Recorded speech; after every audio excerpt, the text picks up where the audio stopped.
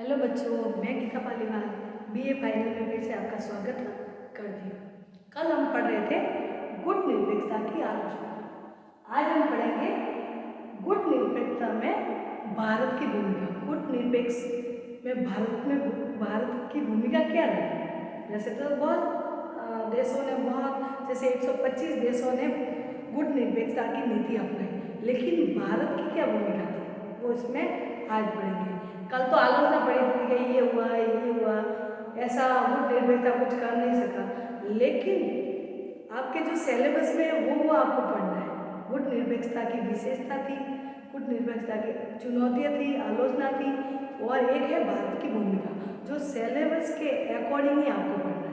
बाकी किताब में दे रखे हैं वो आपके नॉलेज के लिए, जब आप आओगे तो आपको रिवीजन करवा लेंगे, लेकिन आज आपको गुट निरपेक्षता में भारत की भूमिका है। यानी गुट निरपेक्ष जब बना, गुट तो आपको पता है कि दूसरे विश्व युद्ध के बाद शीत युद्ध 1945 में शीत युद्ध किसके बीच में?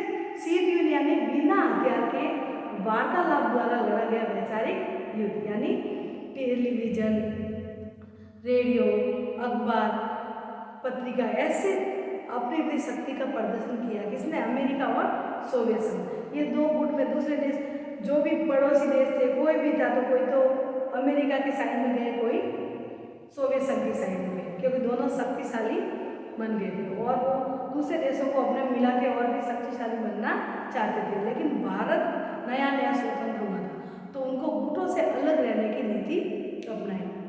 वो नेहरू जी और मिस्र के नासिर और युगोस्लाविया के टीटो, इन तीनों ने मिलकर गुट निरपेक्षता की स्थापना की। पहला शिखर सम्मेलन पहला बोल दिया आपको 1961 में, 1961 में बेलग्रेड में हुआ था। अब है गुट निरपेक्षता। गुट निरपेक्षता की भारत की क्या भूमिका है वो हमें देखने के। भारत ने इतना तो गुट निरपेक्षता चला, आपको काम तो नहीं, लेकिन भारत ने क्या क्या किया है गुट निरपेक्षता में, क्या अपनी भूमिका निभाई, वो आज हम पढ़ेंगे। इसमें पहली भूमिका है गुट निरपेक्षता में नेहरू जी की भूमिका। स्वतंत्रता से पूर्व 7 दिसंबर 1946 को किया। यानी उस समय गुट निरपेक्षता के संस्थापक नेहरू जी थे, तो नेहरू जी ने पहले ही, स्वतंत्रता से पहले ही 7 दिसंबर 1946 को कह दिया था कि शीत युद्ध चल रहा है, हमें इसमें पढ़ना ही नहीं।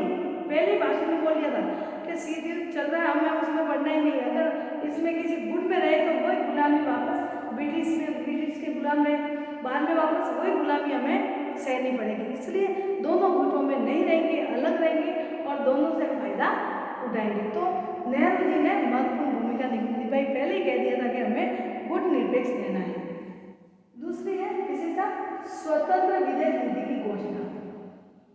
यानी जो देश स्वतंत्र हुआ है उनको विदेश नीति अपने बलबूते पर करेंगे। विदेश नीति में आपको पता है सामाजिक, आर्थिक, राजनीतिक, सांस्कृतिक सब क्षेत्रों में क्या करना, संबंध रखना। विदेश नीति क्या क्या आप अपनाओगे, क्या करोगे, अपने देश दूसरे देशों के प्रति क्या नीति अपनाओगे, वो है विदेश नीति। तो इसमें विदेश नीति की घोषणा एशिया सम्मेलन में ही की थी। एशियाई देशों का सम्मेलन हुआ था, उसमें उन्होंने पहले कह दिया था कि हम किसी के बहकावे में नहीं आएंगे, या किसी दूसरे देशों के नहीं आएंगे उनके बहकावे में। हम स्वतंत्र होकर अपनी विदेश नीति अपनाएंगे। हमारी विदेश नीति अपनी खुद की होगी। दूसरे देश कहेंगे कि ऐसे करो तो वो नहीं करेंगे। तो स्वतंत्र विदेश नीति की घोषणा की थी नेहरू जी ने, जो एक गुट निरपेक्षता में महत्वपूर्ण भूमिका निभाई। गुट निरपेक्ष थे तभी फैसला लिया कि हम स्वतंत्र विदेश नीति अपनाएंगे। अगर किसी गुट में शामिल होते, तो अमेरिका में शामिल होते तो अमेरिका जैसे कहता वैसे हमें करना पड़ता, सोवियत संघ में होते तो वो जैसा कहेगा वैसा हमें करना पड़ता था। तो गुट निरपेक्षता के कारण स्वतंत्र विदेश नीति अपना सके। क्यों? क्योंकि भारत की भूमिका रही, उन्होंने ही पहल की थी कि गुट निरपेक्ष अपनाना चाहिए।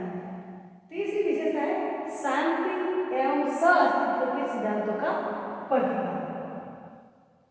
वो पंचशील के सिद्धांत में हमने ले लिया था 1964 में। चीन और भारत ने मिलकर पंचशील सिद्धांत अपनाया था। पंचशील यानी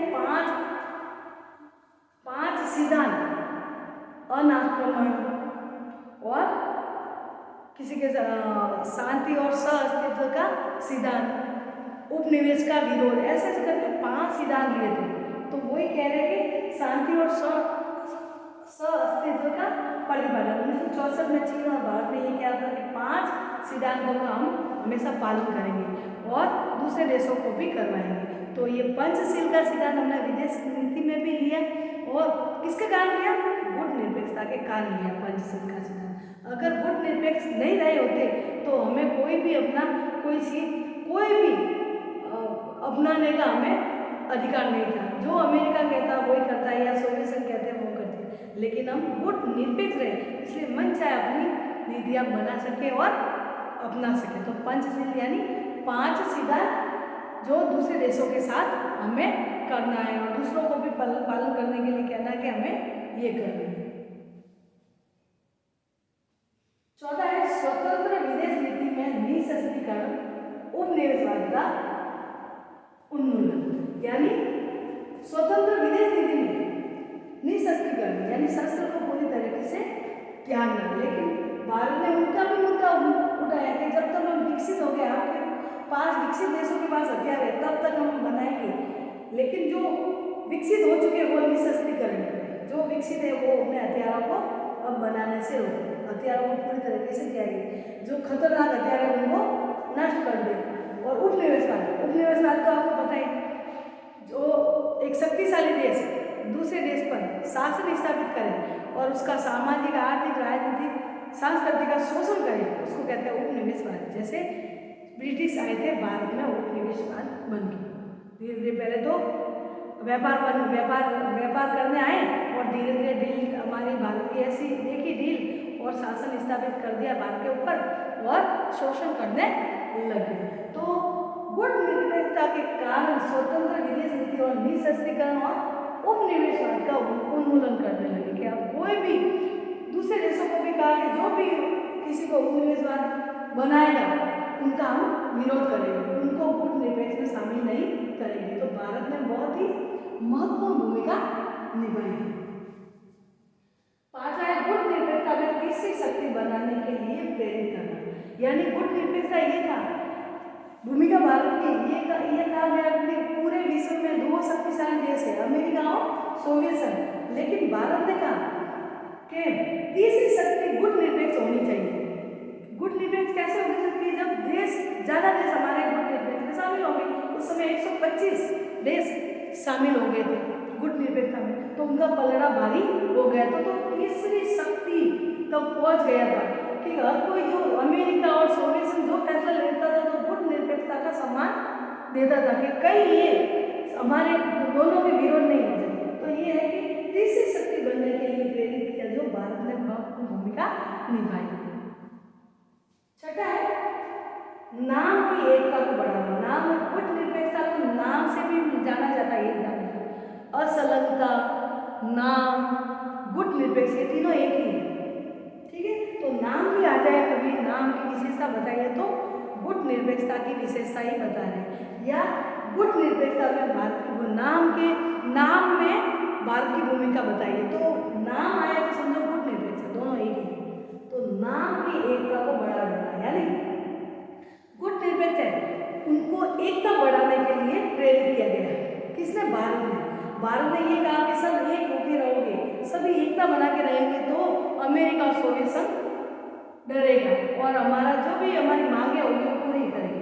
हम अलग थलग रहेंगे तो फिर बाद में वो दोनों कुछ भी कर सकते हैं और हमें वापस दबा सकते हैं। नहीं स्वतंत्र हुए तो हमें विकसित बनना है, इसलिए नाम की एकता यानी गुट निरपेक्ष सारे देश एक होके रहे, शिखर सम्मेलन भी करते रहे, हर 3 साल के बाद 2 साल के बाद शिखर सम्मेलन करते रहे और आपस में बातें करते रहे कि क्या मांग करनी है, उनको दोनों से फायदा उठाना और देश को विकसित करना। तो कहने का मतलब भारत की भूमिका में गुट निरपेक्षता की एकता को बढ़ावा दिया, यानी जो देश पहले शुरू में तो 25 देश थे जो गुट निरपेक्षता अपने, लेकिन धीरे धीरे फायदा देखा भारत का और सबका, तो देखा गया कि दूसरे देश भी वो गुट में शामिल हो भी वापस हमारे गुट निरपेक्षता में आने लगे और सम्मेलन होने लगे। तो भारत ने एकता को बढ़ावा कर करने की कोशिश की। कहीं भी शिखर सम्मेलन होते तो वो सब अच्छे से शिखर सम्मेलन में बातें करते थे कि हमें गुटनिरपेक्षता को आगे बढ़ाना है, ज़्यादा से ज़्यादा देशों को शामिल